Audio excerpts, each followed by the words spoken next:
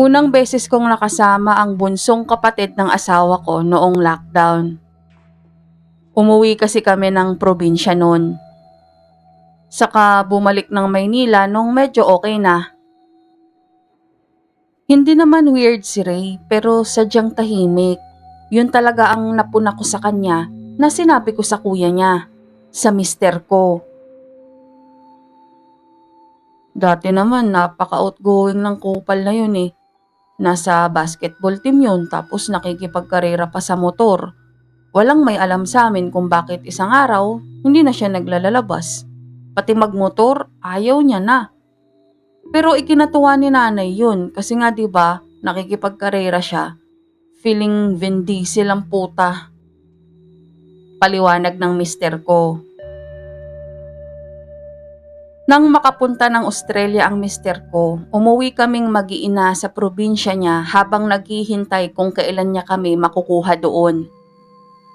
Dahil nga ang naiwan na lang dito sa Pilipinas ay kaming mag-iina niya at si Ray, kaya ganun na ang naging desisyon ng majority. Sama-sama na muna kami sa probinsya. Isang araw, biglaan na lang nilagnat ang panganay ko. Yung kumbulsyon talaga. Walang signs talagang biglaan. Umiiyak kami ni Ray na binuhat siya palabas ng bahay. Bago ko masabi na tumawag na siya ng tricycle, nagulat ako nung ilabas niya sa garahe ang motor niya. Hindi man niya yon inilalabas para gamitin, pero araw-araw niya yung pinapaandar, kaya kondisyon pa rin. Sumakay siya tapos kami ng anak ko. Yung bunso ko kinuha ng kapitbahay. Sila na raw muna ang bahala. Tapos pinagsuot nila kami ng helmet na mag-ina. Si Ray ayaw niya. Bahala na raw mahuli. Wala namang nakipagtalo sa kanya. Magewang magpatakbo si Ray. Nung medyo silipin ko, putang ina nakapikit ang gago. Kinalma ko pa rin ang sarili ko kahit gusto ko siyang hambalusin. Nung sisitahin ko na sana siya bakit siya nakapikit, biglang yumakap sa kanya ang anak ko. "Tito, it's okay." Sabi ng anak ko. May iba pa siyang sinabi pero hindi ko na masyadong narinig. Pero effective naman kasi umayos ang pagdadrive niya. Kumpleto kaming nakarating ng ER. Na-admit ang anak ko at nang makalipat na kami sa hospital room, parang pagod na pagod si Ray tapos umiiyak siya. Sorry siya ng sorry. "Bakit ka ba kasi nakapikit? Ano bang problema, Ray?" Tanong ko tapos tinabihan ko siya. Kasi ate, kasalanan ko." Sagot niya. "Ang alin?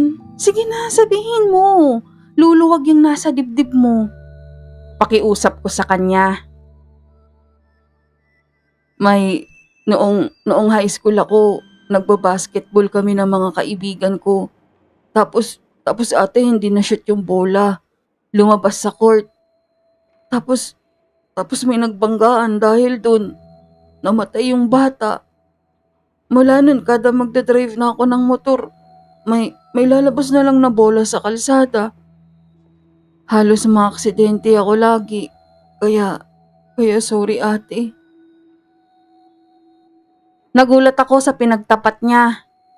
Hindi ko alam ang sasabihin ko nun kaya niyakap ko na lang siya. Hindi ko na rin siya pinag-drive pa uwi. Nakisuyo ako sa anak ng kapitbahay namin na siya ang mag-uwi ng motor. Si Ray naman pinag-commute ko. Kasi sabi ng pidya ng anak ko, gusto niyang obserbahan ng anak ko for 48 hours. Kaya pinauwi ko si Ray para kumuha ng gamit namin. Nang maka-video call ko ang asawa ko at masabi ko na lahat ng nangyari sa anak namin at inassure siyang wala na rin ang lagnat nito, sinabi ko yung pinagtapat ni Ray. "Tinanong mo ba kung saan nangyari? May namatay talaga? Pero kilala mo si nanay. Kung may ganyang nangyari kay Ray, hindi yun itatago ni nanay." Sabi ng asawa ko pagkatapos kong magkwento. Alangan namang mag-imbento yung kapatid mo. Sagot ko naman.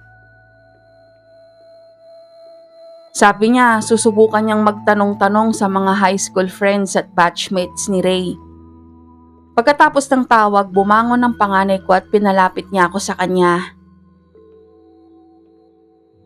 Mama, di ba sabi niyo ni Papa yung mga ghost, hindi talaga sila spirit ng mga namatay na? Di ba sabi niyo yung kay Lolo Daddy, hindi na siya yun kundi demon? Biglang sabi ng anak ko. Sa gulat tumangulang ako. Kasi mama, may demon na ginagaya niya yung face ng isang bata. Ginugulo niya si Tito Ray. Kanina po nakita ko naging ball yung demon. Tapos humarang-harang sa daanan natin. Kaya magulo po mag-drive si Tito kasi iniiwasan niya yun. Yun na ata yung pinakamatagal na 48 hours ng buhay ko.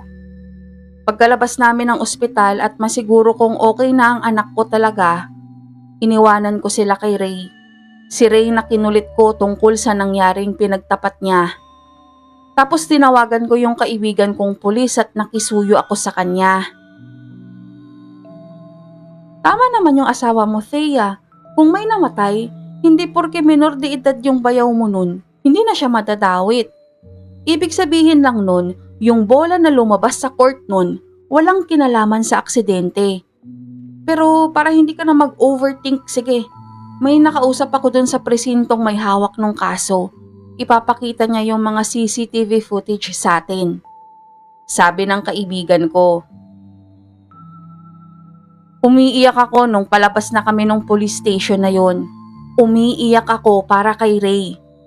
Kasi biruin nyo, magsasampung taon na siyang kinakain ng konsensya niya sa bagay na wala naman talaga siyang kasalanan. Malinaw sa kuha ng ilang CCTV na nagsalpukan na yung dalawang motor bago pa man makalabas ng court yung bolang hindi na shoot sa ring ni Ray. Punyeta talaga ang mga demonyo. Pinakita namin yung CCTV footage kay Ray tapos pati yung kaibigan ko nakaiyak na sa amin pero ramdam ko yung gigil niya. Tinanong lang nung pulis na yon kung kanino yung bola. Inako mo na agad yung kasalanan. Hindi mo man lang naisip bakit inabot lang sa'yo pabalik, hindi ka hinuli. Ha? Tanong niya kay Ray.